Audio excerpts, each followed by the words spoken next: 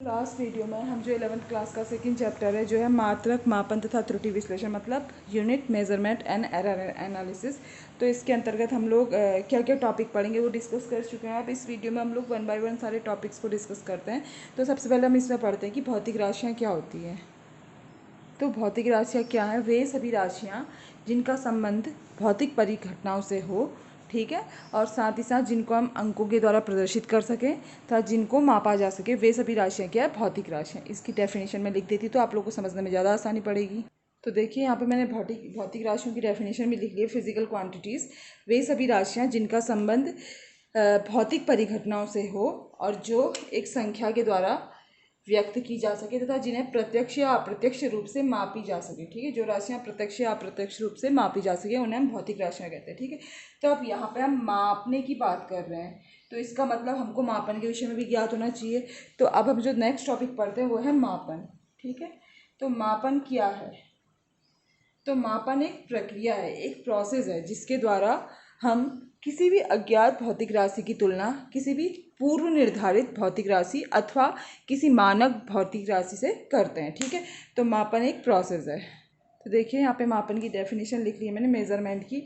देखिए मापन क्या है? मूलतः तुलना करने की एक प्रक्रिया है, एक प्रोसेस है जिसमें किसी अज्ञात भौतिक राशि की मात्रा की तुलना किसी पूर्व निर्धारित भौतिक राशि की मात्रा से की जाती है। ठीक है, पूर्व निर्धारित मतलब कोई मानक भौतिक राशियों की कोई मानक मान होगा या फिर कोई स्टैंडर्ड वैल्यू जिसे हम कहते हैं, उससे हम किसी अज्ञात भौतिक राशि की तुलना करते हैं। ठीक है, इसको हम एक एग्जाम्पल के द्वारा समझ सकते हैं, जैसे कि अगर हमने किसी छड़ की लंबाई नापनी है। ठीक है, छड़ की लंबाई, ठीक है, जैसे हमने किसी छड़ की लंबाई मापी और माना कि वो 20 मीटर आई।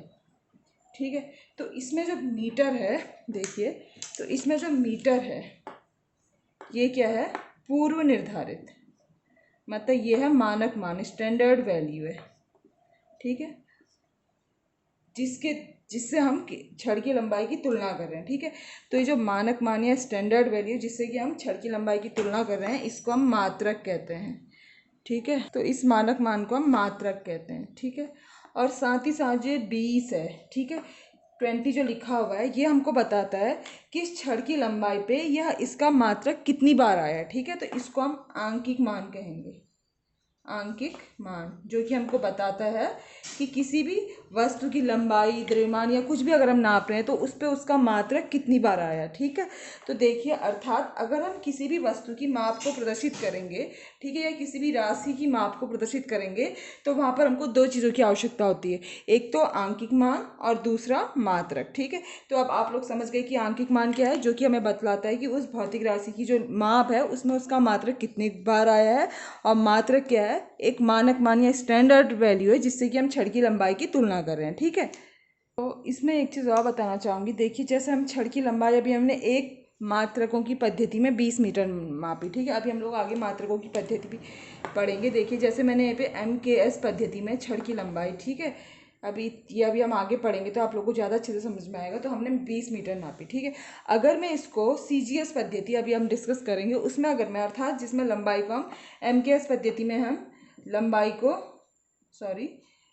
MKS पद्धति में हम लंबाई को मीटर में नापते हैं। ठीक है, और अगर मैं यहीं पे CGS पद्धति की बात करूं तो इसमें हम लंबाई को सेंटीमीटर में नापते हैं। ठीक है, तो अगर मैं इसी छड़ की लंबाई को CGS सिस्टम में नापूं अर्थात इसको मैं सेंटीमीटर में व्यक्त करूं, देखिए तो हम जानते हैं 1 मीटर इक्वल टू 1 मीटर बराबर 100 सेंटीमीटर होता है। ठीक है, तो यहाँ से हम 20 मीटर देखेंगे तो 20 मीटर बराबर हो जाएगा 20 गुणा 100 सेंटीमीटर अर्थात 2000 सेंटीमीटर। ठीक है, तो जब मैंने छड़ की लंबाई सेंटीमीटर में व्यक्त की तो ये आ गई 2000 सेंटीमीटर।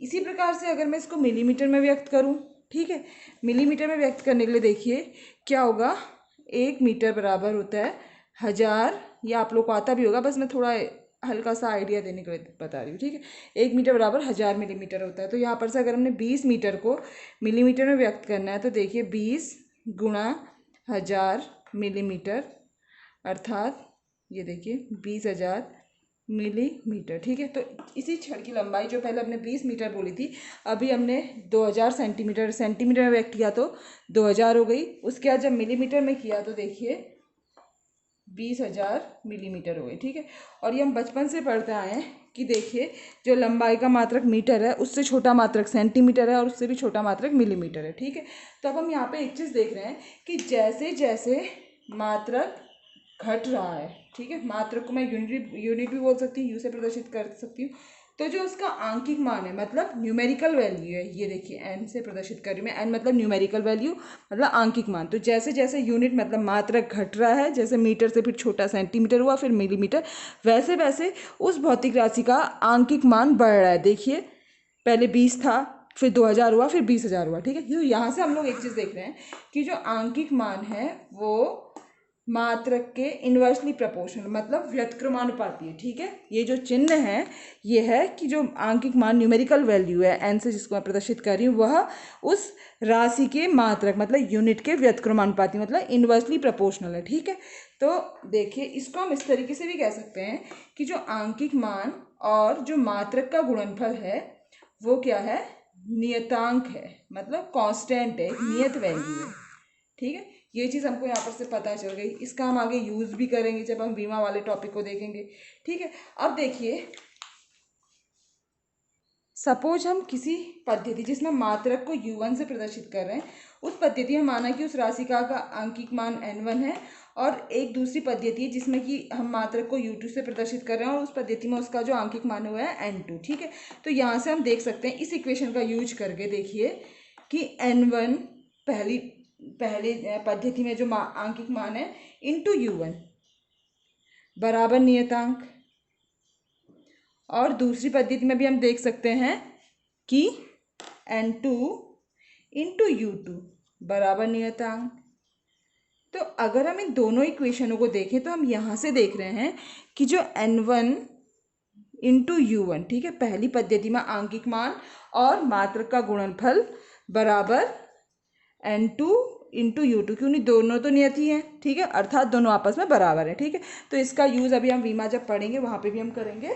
ठीक है, और इसके बाद अब मैं आप लोगों को बताती हूँ कि मात्रकों की, जैसे जो मात्रक हम कंसिडर करेंगे, ठीक है, वो ऐसा होना चाहिए कि जो कि किसी भी परिस्थिति में चेंज ना हो। ठीक है, यूनिवर्सल होना चाहिए, सार्वभौमिक होना चाहिए, जिसमें कि किसी भी समय का या फिर फ्रेम ऑफ रेफरेंस का किसी भी चीज़ का इफेक्ट ना पड़े, वो हमेशा कांस्टेंट रहे। ठीक है, इसी वजह से हम लोग अभी जो मूल मात्रक वगैरह पढ़ेंगे वहाँ पर हम इस चीज़ को अच्छे से डिस्कस करेंगे। ठीक है, तो देखिए जो हम मात्रक या फिर जो मानक मान है उसका चयन किस प्रकार से करेंगे। ठीक है, उसकी कुछ आवश्यकताएं देखिए, जैसे कि वो जो मात्रक हमारा होगा वो स्पष्ट रूप से परिभाषित होना चाहिए। ठीक है, उसके साथ साथ वो आसानी से उपलब्ध होना चाहिए, सुगमता से मिल जाना चाहिए, जिसमें कि हम उसके किसी भौतिक राशि, तो देखिए जो मात्रक है या जो मानक मान है उसका चयन हम किस प्रकार से करेंगे। ठीक है, तो जो मात्रक को स्पष्ट रूप से परिभाषित होना चाहिए। ठीक है, सुगमता से मतलब आसानी से उपलब्ध हो जाना चाहिए, उसका आकार सुविधाजनक आकार का होना चाहिए। ठीक है, तथा समय time of frame of reference स्थान के सापेक्ष स्थिर होना चाहिए, मतलब कि समय के साथ साथ या फिर फ्रेम ऑफ रेफरेंस निर्देश तंत्र के चेंज होने पर